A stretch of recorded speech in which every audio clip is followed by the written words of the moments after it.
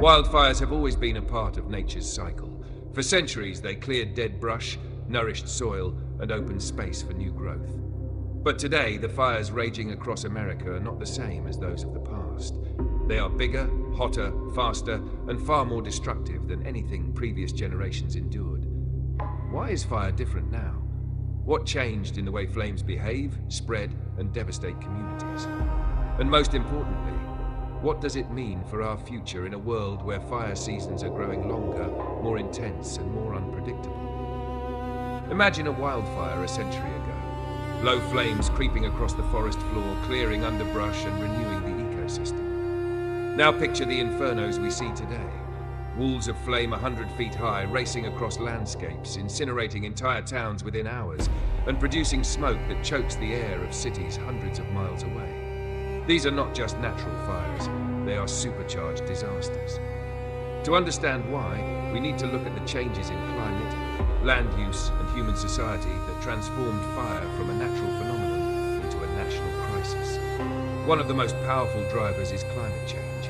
Rising global temperatures have made summers hotter, droughts longer, and vegetation drier.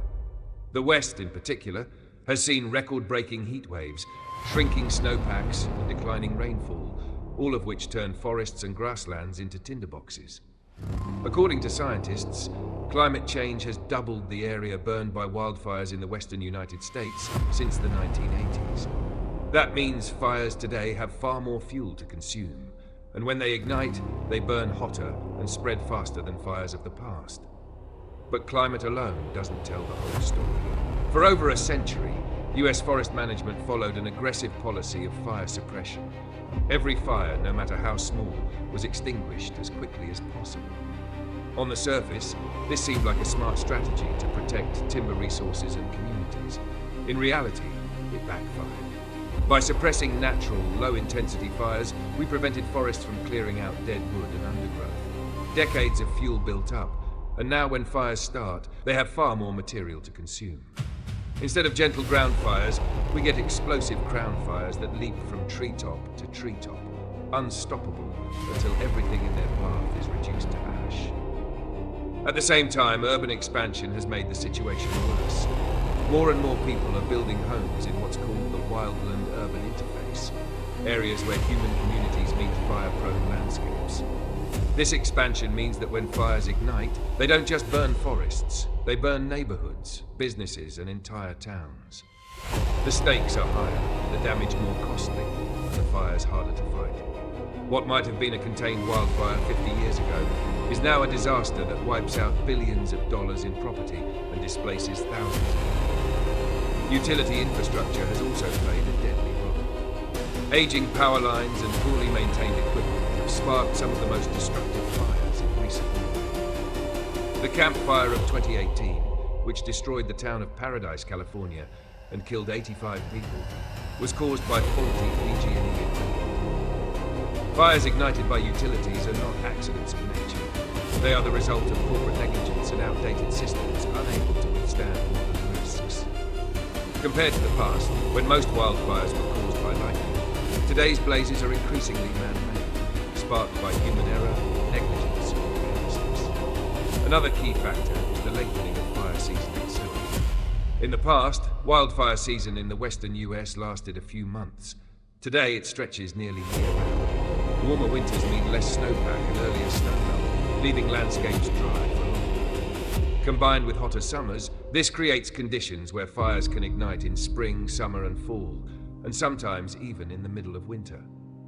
Fire season is no longer a season, it's becoming a permanent part of life. The fires themselves have also changed in character. Modern wildfires produce extreme fire behavior rarely seen in the past. Fire tornadoes, ember storms, and pyrocumulus clouds that generate their own weather. These phenomena make fires far more unpredictable and dangerous. Firefighters who once relied on decades of experience to predict fire movement now face blazes that defy their training. Fires leap rivers, jump highways, and spread in directions no model can anticipate. The scale of destruction leaves even seasoned professionals stunned. Smoke, too, is a bigger problem today than in the past. Modern wildfires produce massive amounts of smoke that travel hundreds, even thousands of miles. Cities far from the flames experience dangerous air quality, school closures, and health crises. In 2023, smoke from Canadian wildfires turned the skies over New York City orange, a haunting reminder that no region is immune to the impacts of modern fire. In the past, smoke affected local areas. Now it blankets entire countries. The economic cost of today's wildfires dwarfs that of the past. In the early 20th century, wildfires caused relatively little financial damage because fewer people lived in fire-prone areas and property values were lower. Today, fires cause tens of billions of dollars in losses each year, not only from destroyed homes and businesses, but also from lost agricultural production, disrupted supply chains, and health impacts from smoke exposure. Insurance companies are retreating from California and other fire-prone regions, leaving homeowners with skyrocketing premiums or no coverage at all. This financial instability was unheard of in the past and reflects how deeply wildfires now affect the modern economy. The human toll is also greater.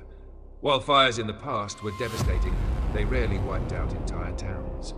Modern wildfires, fueled by climate change, poor management, and human expansion, have destroyed entire communities. Paradise, Greenville, Santa Rosa. These names are now synonymous with tragedy. Families not only lose their homes, but their entire way of life. Rebuilding takes years, and some communities never fully recover. In the past, wildfires were feared. Today, they are traumatizing events that leave lasting scars on survivors. Technology has improved our ability to detect and fight fires, but even with helicopters, drones, and satellite monitoring, modern wildfires often overwhelm our defenses. Firefighting budgets are stretched thin, and crews work longer, more dangerous seasons. The psychological toll on firefighters is immense, as they face larger, deadlier fires year after year. What was once a seasonal job is now a grueling, nearly year-round battle against an enemy that keeps growing stronger. So why are wildfires so much worse today than in the past? Because every factor that influences them, climate, land management, infrastructure, and human behavior, has shifted in ways that amplify risk. Fires are no longer natural events that reset ecosystems. They are catastrophic disasters fueled by our collective actions and inactions. The lesson is clear. If we want to prevent the fires of the future from becoming even more destructive, we must address the root causes. That means reducing carbon emissions to slow climate change, reforming forest management to restore natural fire cycles, modernizing utility infrastructure to prevent sparks, and rethinking how and where we build our communities. Without these changes, the fires of tomorrow will make today's disasters look small by comparison. This is not just a story about fire. It's a story about responsibility, resilience, and choices we make as a society. Wildfires then and now are not the same. The flames of today reflect decades of decisions. And unless we change course, the flames of the future will reflect our failure to act. But it's also a story of possibility. Communities are experimenting with prescribed burns to reduce fuel loads. Scientists are developing new materials and technologies to build fire-resistant homes.